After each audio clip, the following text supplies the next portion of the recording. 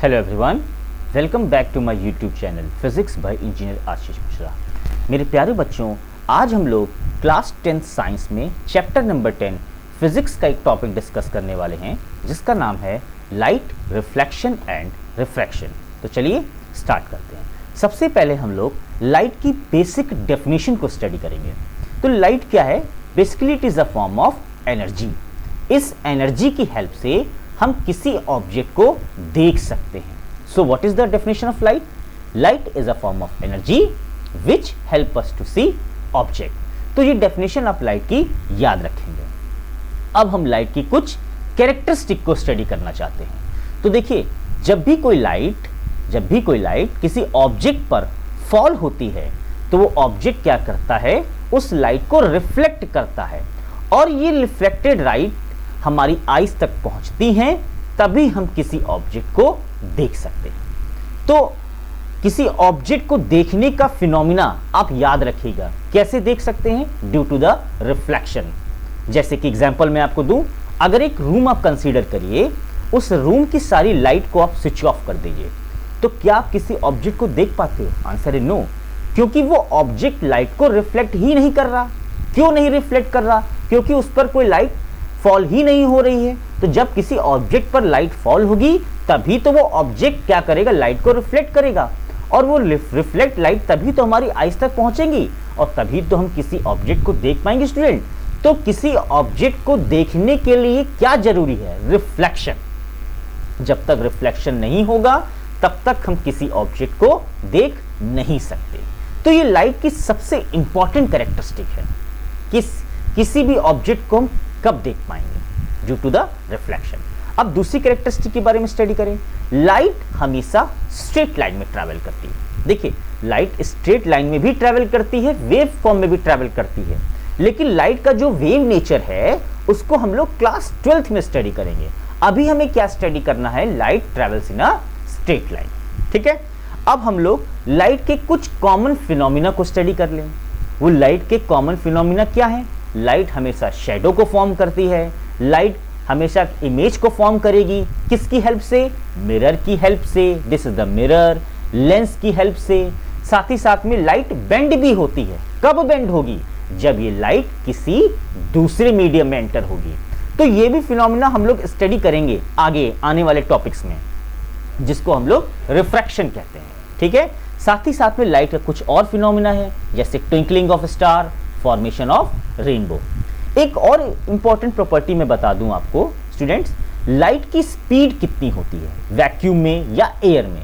तो 3 × 10⁸ मीटर पर सेकेंड। इसको आप याद रखिएगा, ये इंपॉर्टेंट कैरेक्टरिस्टिक है।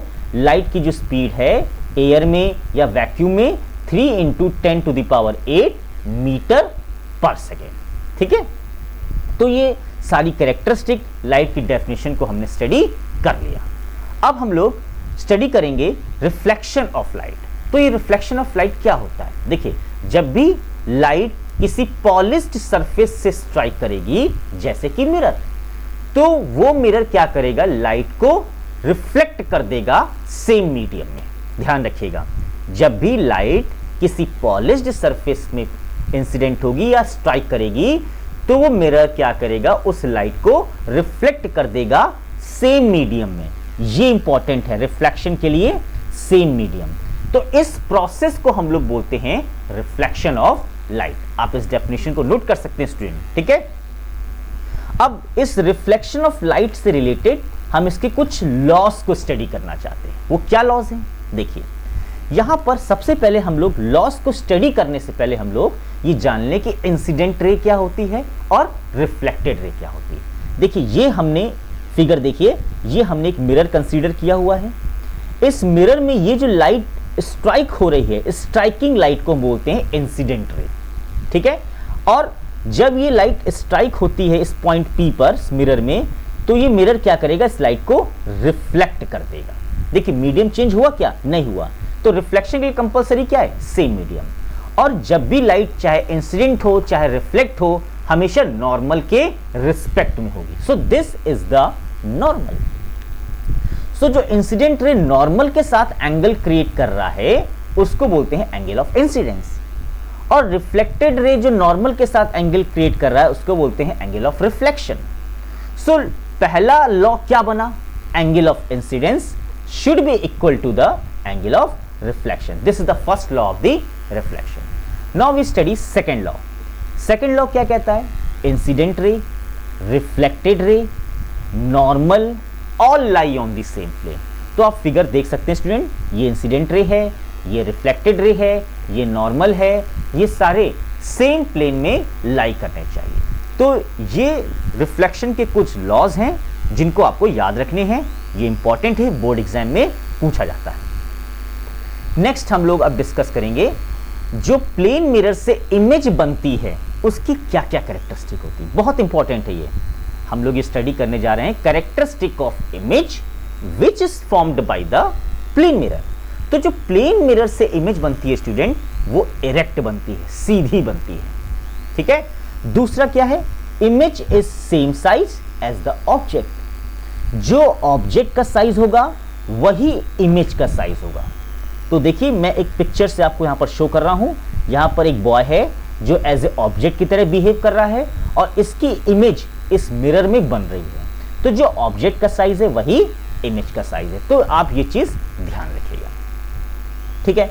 अब इसके बाद थर्ड कैरेक्टरिस्टिक क्या है, ऑब्जेक्ट की डिस्टेंस मिरर से और इमेज की डिस्टेंस मिरर से, ये दोनों क्या होनी चाहिए, शुड बी सेम। तो the image as at the same distance from the mirror as the object in front of it. तो ये चीज आप ध्यान रखिएगा, मतलब distance of the object from the mirror should be equal to the distance of image from the mirror, ठीक है।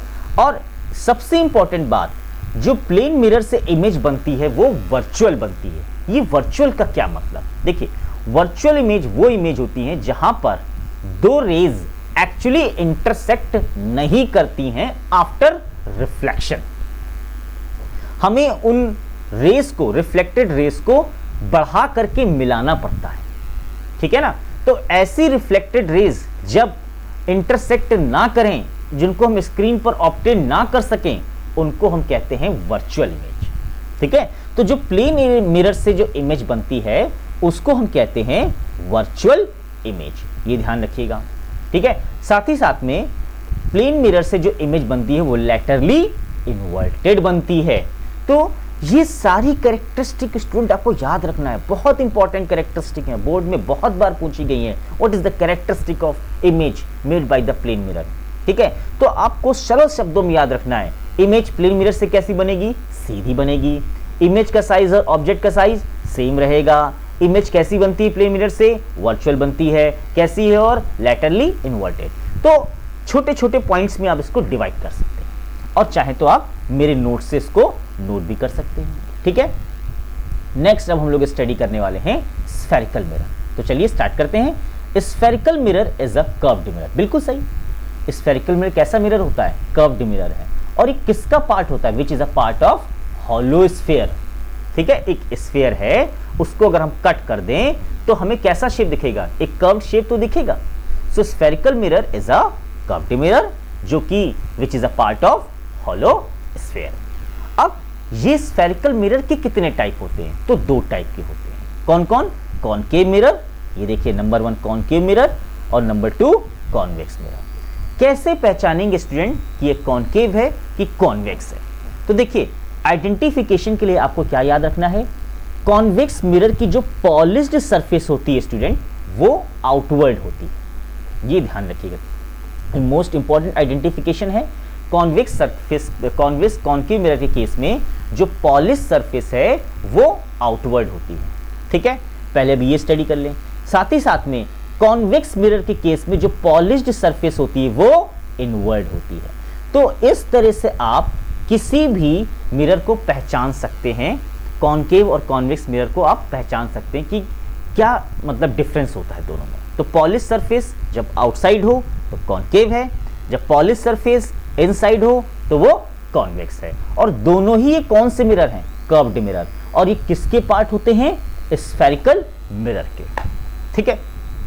तो मैंने अपनी डेफिनेशन में लिख रखा है concave mirror is a spherical mirror whose reflecting surface is curved outward, ठीक है, रेज ऑफ लाइट। अब देखिए इस पॉइंट का क्या मतलब, देखिए ये इंसिडेंट रेज हैं, देखिए आप देखिए पैरेलल रेज जो हैं इनको हम बोलेंगे इंसिडेंट रेज।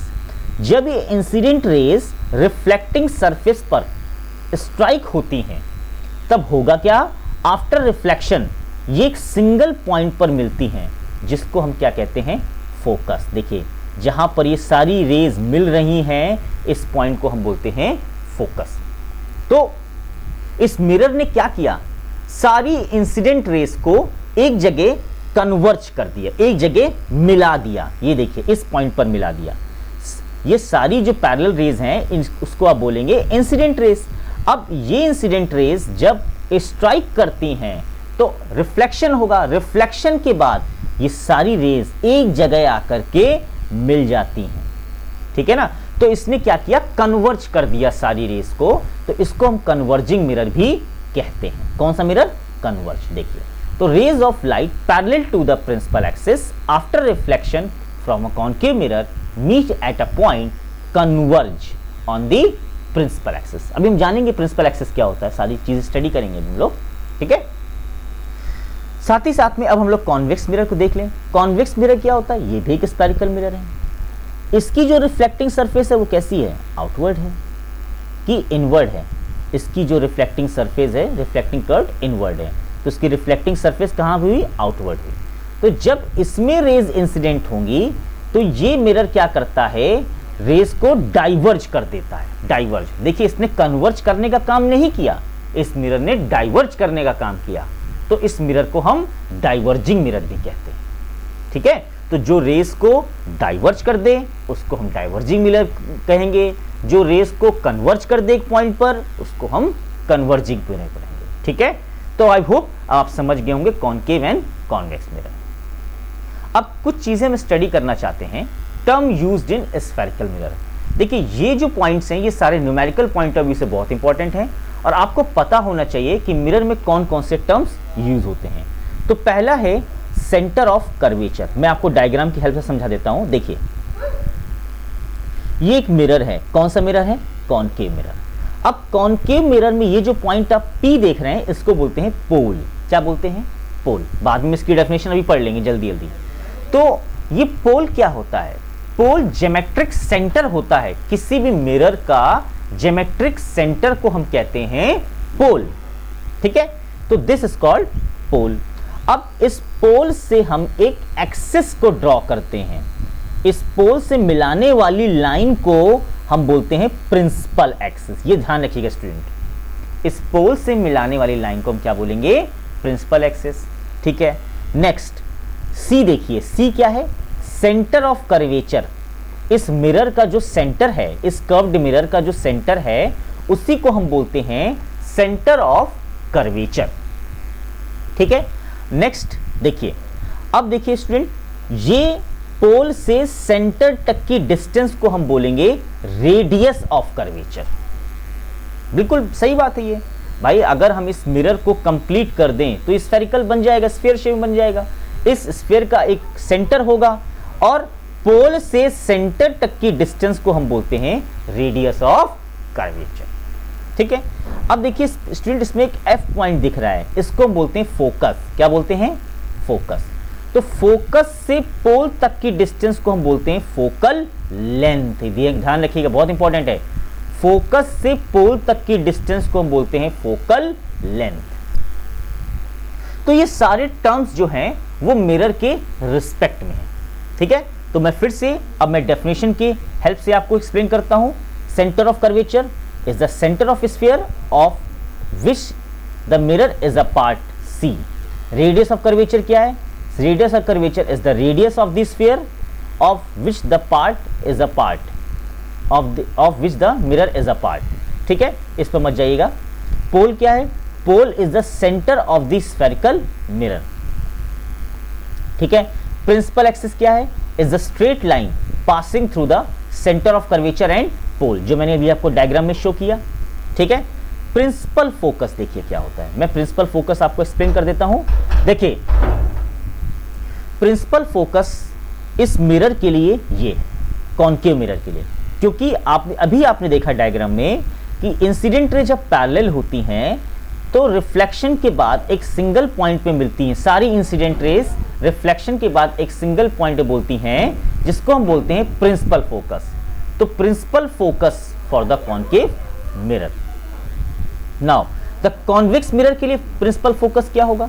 देखिए ये रेस जब इस पर इंसिडेंट होंगी, देखिए पैरेलल रेस जब इस पर इंसिडेंट होंगी, this is the parallel rays, after reflection ये सारी रेस क्या हो जाएंगी? डाइवर्ज हो जाएंगी। देखिए डाइवर्ज हो गई, ये सारी रेस क्या हो जाएंगी? डाइवर्ज। अब क्या ये रेस कहीं मीट हो रही हैं? आंसर है नो। तो हमें इन सारी रेस को बढ़ाना पड़ेगा। ये देखिए मैंने मीट बढ़ा दिया, तो ये सारी रेस जाकर के एक सिंगल पॉइंट पर मिलेंगी, जिसको हम बोलते हैं principal focus. So this is the principal focus for the convex mirror. ठीक है, तो ये चीज आप ध्यान रखिएगा, ये मैंने डायग्रामेटिकली रिप्रेजेंटेशन किया है और ये सारी उसकी डेफिनेशंस हैं। ठीक है, तो दोनों मिरर के लिए प्रिंसिपल फोकस अलग अलग होगा। एक चीज और डिस्कस कर ले हम लोग, relation between centre of curvature and radius of curvature and focal length. हम लोग डिस्कस करना चाहते हैं radius of curvature and focal length. तो देखिए यहां पर सेंटर ऑफ कर्वेचर से पोल तक की डिस्टेंस को देखिए और फोकल लेंथ से पोल तक की डिस्टेंस को देखिए। तो ये स्मॉल f और ये भी स्मॉल f, तो ये f और f मिलकर कितना हो गया? 2f। और ये 2f किसके इक्वल होगा? r के इक्वल होगा। सो याद रखिएगा, this f into f, f plus f 2f and this f 2f is equal to r। ठीक है, तो ये चीज आप ध्यान रखिएगा। So 2f is equal to r, now f is equal to r by 2। So this is the relation between focus and radius of curvature. तो student I hope ये सारी चीजें आपको समझ में आ रही होंगी। ठीक है, अगर कोई डाउट हो तो कमेंट बॉक्स पर लिख करके मुझे बता दीजिएगा, मैं आपके सारे डाउट्स को क्लियर कर दूंगा। ठीक है, और ये सारे नोट्स हैं, आप वीडियो को पॉज करके नोट कर सकते हैं।